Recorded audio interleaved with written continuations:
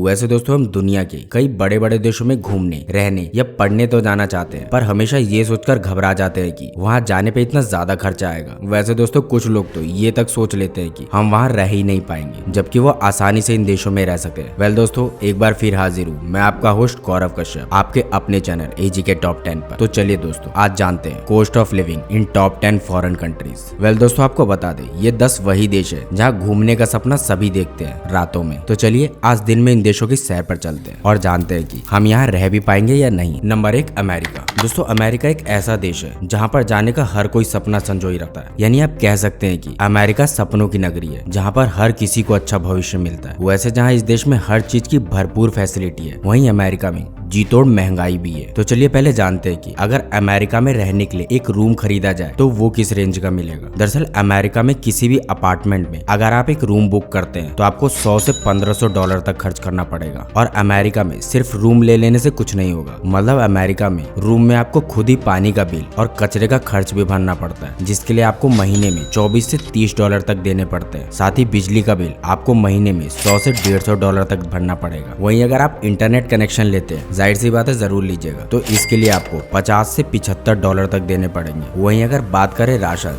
सब्जी वगैरह की, तो यूएसए में आपको 2 लोगों के खाने के लिए लगभग 400 से 500 डॉलर तक का खर्च आएगा। मतलब सीधी भाषा में बोले तो अमेरिका में आपको हर एक चीज का खर्च देना पड़ता है। नंबर 2 मालदीव्स। दोस्तों मालदीव्स एक बहुत ही खूबसूरत जगह है और अक्सर भारतीय लोग यहाँ पर अपनी फैमिली या अपने पार्टनर के साथ घूमने और छुट्टियां मनाने आते हैं। और अगर आप भी यहाँ घूमना चाहते हैं तो आपके लिए सबसे पहले यहाँ का खर्चा जानना बहुत जरूरी है। आपको यहाँ पर एक से बढ़कर एक बेहतरीन रिसोर्ट देखने को मिल जाएंगे, जिनके एक रात की कीमत 30,000 रुपए से लेकर 1 लाख तक होती है। वहीं आप अगर यहाँ के किसी भी लोकल द्वीप पर जाएंगे तो भी आपको लगभग 3 से 4,000 रुपए तो देने ही पड़ेंगे। हालांकि उनमें से ज्यादातर गेस्ट हाउस, नाश्ता, गर्म पानी और अन्य सुविधाएं भी देती है। वहीं यहाँ पर जो लोग रहते हैं उनका भी एक महीने का खर्च काफी अच्छा खासा आता है। मतलब मालदीव्स में एक इंसान के महीने में करीब 1700 डॉलर से लेकर 4100 डॉलर तक खर्च होता है। ऐसे में ये जानना बहुत जरूरी है कि भारत और मालदीव में कितने प्रतिशत की महंगाई का अंतर है। तो दोस्तों आपको जानकर हैरानी होगी कि महंगाई के मामले में मालदीव भी भारत से आगे है, क्योंकि इस देश में भी भारत से 3.2% ज्यादा महंगाई देखने को मिलती है। नंबर 3 सिंगापुर, जो कि एक बहुत ही खूबसूरत कंट्री की लिस्ट में शुमार है, क्योंकि यहाँ पर ना तो काम की कमी है और ना ही किसी फैसिलिटी में कोई भी दिक्कत है। लेकिन दोस्तों सवाल ये आता है कि आखिर यहाँ पर रहना और खाना पीना कितना महंगा है। तो सबसे पहले आपको बता दें कि सिंगापुर के $1 की कीमत भारत में लगभग 61 रुपए है। जिस वजह से अगर आप सिंगापुर में एक रूम किराए पर लेते हैं तो इसके लिए आपको लगभग 300 सिंगापुरी डॉलर देने होंगे एक महीने के लिए। हालांकि यहाँ पे कई रूम शेयरिंग के साथ भी मिल जाते हैं, और जाहिर सी बात है कि अगर आप शेयरिंग रूम लेते हैं तो आपको इसके लिए सिंगापुर में कम पैसे देने पड़ेंगे। हालांकि सिंगापुर में अगर आप खुद खाना बनाते हैं तो फिर आपको एक महीने में 50 सिंगापुरी डॉलर से लेकर 100 सिंगापुरी डॉलर खर्च करने पड़ेंगे। लेकिन अगर आप बाहर मैकडॉनल्ड्स या फिर बर्गर किंग जैसी बड़ी बड़ी जगहों पर खाते हैं या अक्सर वहाँ खाने जाते हैं तो इसके लिए आपको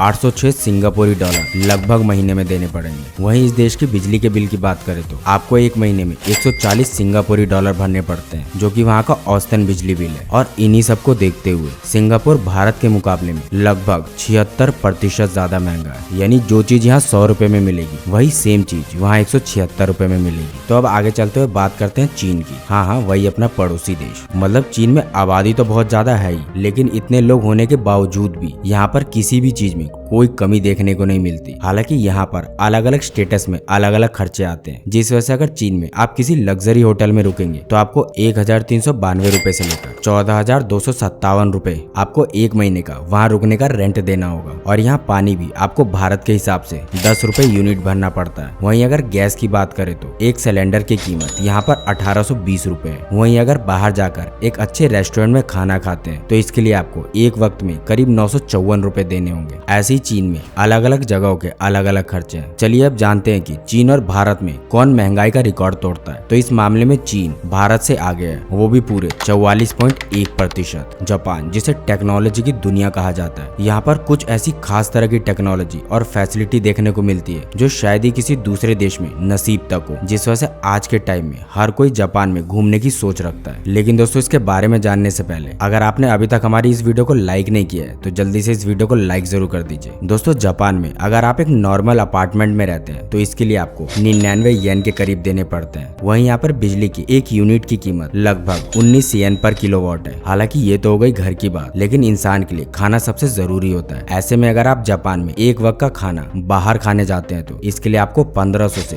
2000 येन खर्च करना पड़ेगा। एक बिस्लरी की बोतल लेते हैं तो इसके लिए आपको 100 से 150 येन तक देने पड़ेंगे। लेकिन ये देखना भी बाकी है कि ये भारत के मुकाबले कितना महंगा है। तो दोस्तों आपको बता दें, जापान देश भारत से 65% ज्यादा महंगा। चलिए इस सिलसिले में आगे बढ़ते हुए अब बात करते हैं इंडोनेशिया की, जहां अक्सर भारतीय जाना चाहते हैं। दोस्तों इंडोनेशिया के बारे में तो हम सभी जानते हैं, ये कितना खूबसूरत देश है और साथ ही यहाँ पर क्या क्या खासियत देखने को मिलती है। दरअसल यहाँ पर अगर आप एक सिटी सेंटर में अपार्टमेंट एक बेडरूम रेंट पर लेते हैं तो इसके लिए आपको 43,53,975.31 रुपए देने होंगे। वहीं अगर आप किसी भी सही से हॉस्टल में रुकने के लिए एक कमरा लेते हैं तो आपको वो कमरा 1000 से 5000 रुपए के बीच में इंडोनेशिया में आसानी से मिल जाएगा। वहीं बात करें अगर यहाँ के खाने की तो आपको इंडोनेशिया में एक वक्त के खाने पर 800 से 1000 रुपए तक खर्च करने पड़ेंगे और एक पानी की बोतल 25 से 30 रुपए के बीच मिलेगी। ऐसे ही यहाँ पर अगर आप बाहर घूमने भी जाते हैं तो आपको इंडोनेशिया में अच्छा खासा बिल बन जाता है। अब ऐसे में अगर भारत और इंडोनेशिया का मुकाबला किया जाए तो भारत महंगाई में इंडोनेशिया से 33.6% ज्यादा ही सस्ता है। यानी जिस चीज के लिए भारत में आपको 100 रुपए चुकाने होंगे, इंडोनेशिया में उसी सेम प्रोडक्ट के लिए आपको लगभग 133 रुपए तक चुकाना पड़ सकता है। मलेशिया, जहाँ पर लोग जॉब के लिए जाना ज्यादा पसंद करते हैं और हर कोई अपने फ्यूचर को बेहतर बनाने के लिए मलेशिया का ही ट्रिप करता है। ऐसे में मलेशिया जाने से पहले अगर आप इसके बारे में नहीं जानते तो ये इन्फॉर्मेशन आपके लिए बहुत जरूरी होने वाली है। दरअसल मलेशिया में अगर आप नॉर्मली खाना खाते हैं तो आपको एक महीने का खर्च करीब 3500 रुपए लगता है, जिसमें आप मलेशिया के लोकल फूड का बहुत आसानी से लुत्फ उठा सकते हैं। हालांकि यहाँ पर आपको एक पानी की बोतल की कीमत 130 इंडियन रुपीज है। वहीं अगर आप बाहर किसी रेस्टोरेंट में खाना खाने के लिए जाते हैं तो आपको 297 रुपए देने पड़ेंगे एवरेजली।